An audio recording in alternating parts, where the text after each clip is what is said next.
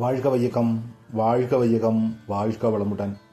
യോഗിരാജ് വേദാദ്രി മഹർഷി എഴുതിയ കർമ്മയോഗം, അധ്യായം 9. സ്ത്രീത്വത്തിൻ്റെ മഹത്വം. സഹജീവികളോടും പ്രാപഞ്ചിക സുഖസൗകര്യങ്ങളോടും ഭൗതിക പദാർത്ഥങ്ങളോടുമുള്ള സമീപനത്തിൽ, മമതയിൽ വേണ്ടത്ര ശ്രദ്ധ പുലർത്തുന്നതിലൂടെ ഇഹലോക ജീവിതം കൂടുതൽ അർത്ഥവത്താകുവാനും ആസ്വാദ്യകരമാക്കുവാനും മനുഷ്യന് സാധിക്കും.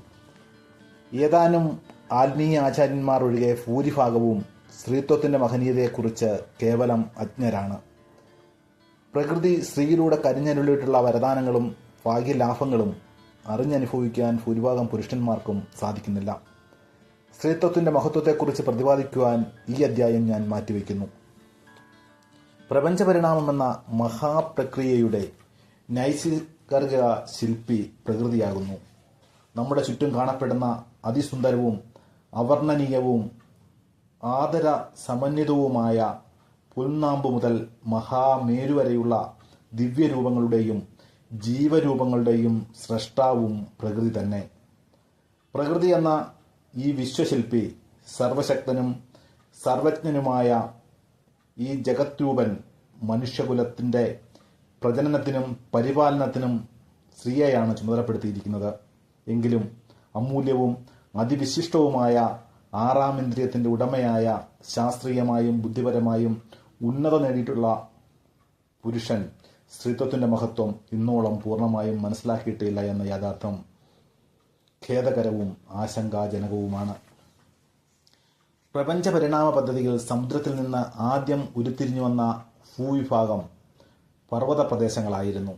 പ്രാചീന മനുഷ്യൻ പ്രകൃതി മാറ്റങ്ങളോടും ഘോരവനങ്ങളോടും വന്യമൃഗങ്ങളോടും മറ്റ് അപായങ്ങളോടും നിരന്തരം മല്ലടിച്ചുകൊണ്ടാണ് തൻ്റെ ജീവിതം നിലനിർത്തിക്കൊണ്ടുവന്നത്.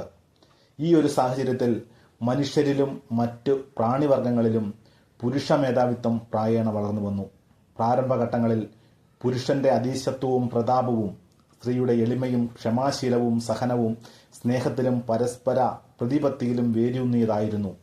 യുഗങ്ങൾ കടന്നുപോകവേ മനുഷ്യന്റെ ജീവിത പരിസരം അപ്പാടെ മാറുകയും 100,000 യന്ത്രങ്ങളും പണിയായുധങ്ങളും സ്വയമേവ പ്രവർത്തിക്കുന്ന ഉപകരണങ്ങളും പുരുഷന്റെ മേൽക്കോയ്മയെ ഇല്ലാതാക്കുകയും ചെയ്ത ഈ കാലഘട്ടത്തിൽ സ്ത്രീ ഓരോ പ്രവർത്തന മേഖലയിലും പുരുഷന് സമാനയായി മാറിയിരിക്കുന്നു.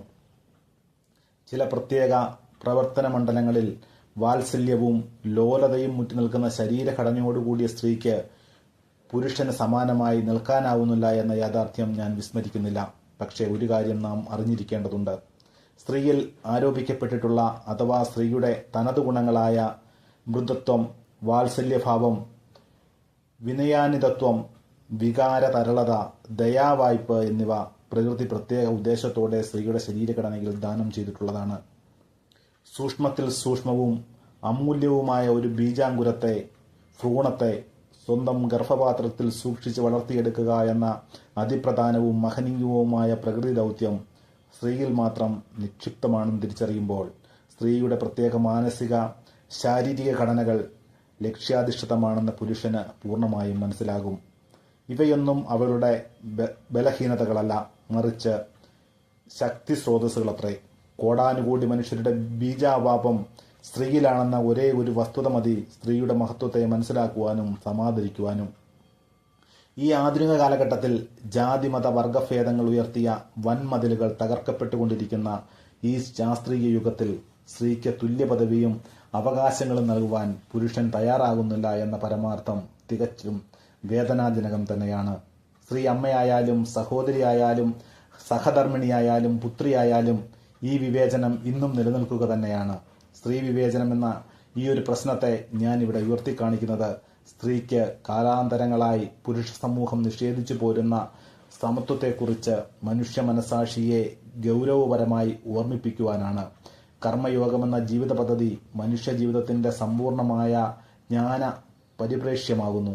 ആയതിനാൽ സ്ത്രീ സമത്വം കർമ്മയോഗത്തിൻ്റെ പ്രധാന പ്രമാണങ്ങളിലൊന്നാകുന്നു. ഇന്നേ വരെ മനുഷ്യനുണ്ടാക്കിയ വ്യവസായ മേഖലയിലെ നിയമങ്ങൾ, പിന്തുടർച്ചാവകാശ നിയമങ്ങൾ, വോട്ടവകാശ വ്യവസ്ഥകൾ, നിയമസമ്പ്രദായം ഇവയെല്ലാം സ്ത്രീയെ അവഗണിക്കുകയോ സ്ത്രീത്വത്തിനെതിരെ നിൽക്കുകയോയാണ് ചെയ്തിട്ടുള്ളത്. ആത്മീയ ജീവിതചര്യകളിൽ നിന്നും മതസാധനകളിൽ നിന്നും അനുഷ്ഠാനങ്ങളിൽ നിന്നും സ്ത്രീയെ പുരുഷൻ ആവോളം അകറ്റി നിർത്തി. ആ അനീതി ഇന്നും തുടർന്നുകൊണ്ടിരിക്കുകയാണ്. ഈ അധർമ്മത്തിന്റെ ഒരു കാരണം മേൽപ്പറഞ്ഞ നിയമാവലിയും നിയമഗ്രന്ഥങ്ങളും സമ്പ്രദായങ്ങളും പുരുഷൻ തന്നിഷ്ടം പോലെ നിർമ്മിച്ച് നടപ്പിലാക്കി എന്നതാണ്. ഒരു പ്രത്യേക പുരുഷ വിഭാഗത്തെയോ പുരുഷ സമുദായത്തെയോ കുറ്റപ്പെടുത്തുവാൻ ഞാൻ ഉദ്ദേശിക്കുന്നില്ല. സ്ത്രീയോടുള്ള വിവേചനം, അസമത്വം, അസഹിഷ്ണുത എന്നിവ പക്ഷപാത സ്വഭാവം പുലർത്തുന്ന പുരുഷന്റെ സിദ്ധാന്തമായി വളർന്നു കഴിഞ്ഞു.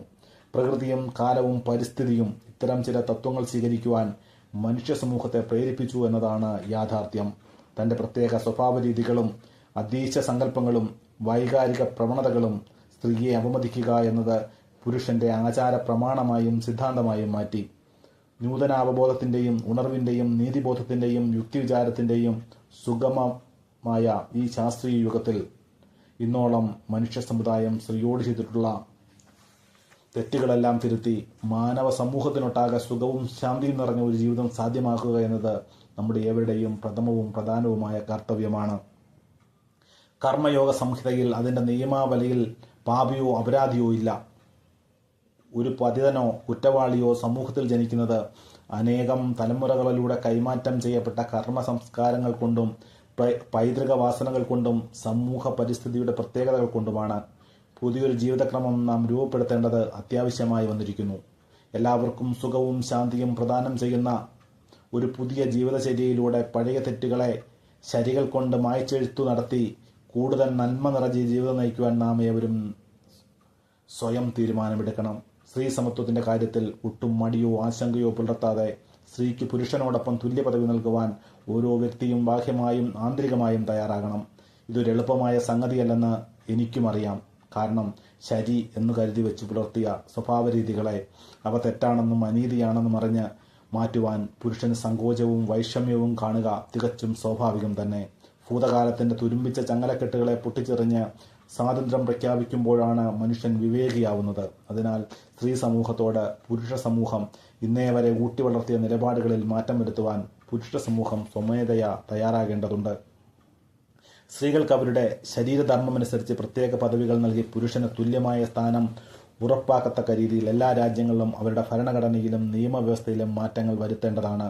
ഇതിലേക്കുള്ള ആദ്യപടിയായി ജനാധിപത്യ വ്യവസ്ഥ നിലനിൽക്കുന്ന രാജ്യങ്ങളിലെ നിയമനിർമ്മാണ സഭകളിൽ 50% പ്രാതിനിധ്യം സ്ത്രീകൾക്കായി സംവരണം ചെയ്യേണ്ടതാണ്. ഇത്തരം ആത്മാർത്ഥമായ നടപടികൾ പുരുഷ സമൂഹത്തിൽ നിന്നുണ്ടാകുന്ന പക്ഷം ഒരു പതിറ്റാണ്ടിനകം സ്ത്രീ പുരുഷ സമത്വം യാഥാർത്ഥ്യമാവുകയും സമഭാവനയും സാമഞ്ജസ്യവും നിറഞ്ഞ ഒരു സാമൂഹ്യ വ്യവസ്ഥ നിലവിൽ വരികയും ചെയ്യും. സ്ത്രീയോടും പുരുഷന്റെ സ്ത്രീത്വത്തോടുമുള്ള പുരുഷ മനസ്സിന്റെ ഏറ്റവും പ്രധാനപ്പെട്ട ധാർമ്മിക ബാധ്യതയുടെ നിറവേറ്റലാണിത്. കാരണം ഇക്കാണായ മനുഷ്യ സമൂഹത്തിന്റെ കാരണഭൂതയും പരിപാലകയും സ്ത്രീയല്ലാതെ മറ്റാരുമല്ല. സംഗ്രഹം: സ്ത്രീത്വത്തിന്റെ മഹത്വത്തെ മനസ്സിലാക്കുവാൻ പുരുഷ മനസ്സിന് ഇന്നും കഴിഞ്ഞിട്ടില്ല. സ്ത്രീ വിഭാഗത്തോടുള്ള ദ്രോഹവും അവഗണനയും അസമത്വവും സമൂഹത്തിലെ ആകമാനമുള്ള ജനതയുടെ സന്തോഷത്തെയും സ്വരച്ചേർച്ചയും പ്രതികൂലമായി ബാധിക്കുന്നു. ഈ പ്രപഞ്ചത്തിലെ എല്ലാ മനുഷ്യരുടെയും ജനനവും പരിപാലനവും സ്ത്രീയാണ് നിർവഹിച്ചിരിക്കുന്നത്.